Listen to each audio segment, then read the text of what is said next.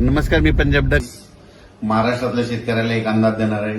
कारण की राज्यामध्ये काय झालं, मान्सून बऱ्याच मध्ये दाखल झाला, पण ते काय झालं काही जिल्ह्यातच झाला.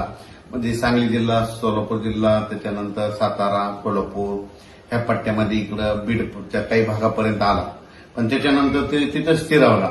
त्याच्यानंतर त्या मान्सूननं प्रगती केलीच नाही. तर राज्यात परत पाऊस कधी येणार आहे? तर राज्यातल्या सर्व शेतकऱ्याला सांगू इच्छितो की घाबरू नका. यावर्षी एल निनो वगैरे काही नाही. सगळ्याच्या पेरण्या होणार आहेत. मी म्हटलं होतं 7 ते 14 मध्ये बऱ्याच भागातल्या पेरण्या होत्या, लागवडी होती.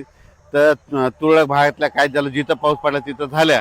आणि तुम्हाला पाहू शकता हे बीड आपलं माजलगाव तालुक्यामधले ही कापसाची लागवड बघा. हे संपूर्ण कापूस उगवलेले आहेत. हे यांच्या लागवडी देखील कापसाच्या झाल्या आणि कापूस उगवले. तर सगळ्यांचे काय होणार आहे, तर सगळ्यांचे अशाच पेरण्या होणार आहेत.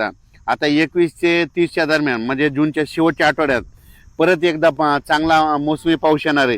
त्याच्यामध्ये महाराष्ट्राच्या जवळजवळ सगळ्या भागाची पेरणी देखील होणार आहे आणि कापसाच्या लागवडी देखील होणार आहे.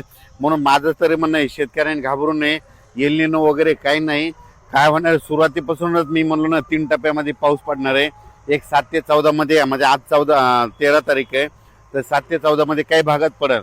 आणि त्याच्यानंतर काय होणार आहे की 21 ते जूनच्या शेवटच्या आठवड्यात पाऊस पडणार आहे.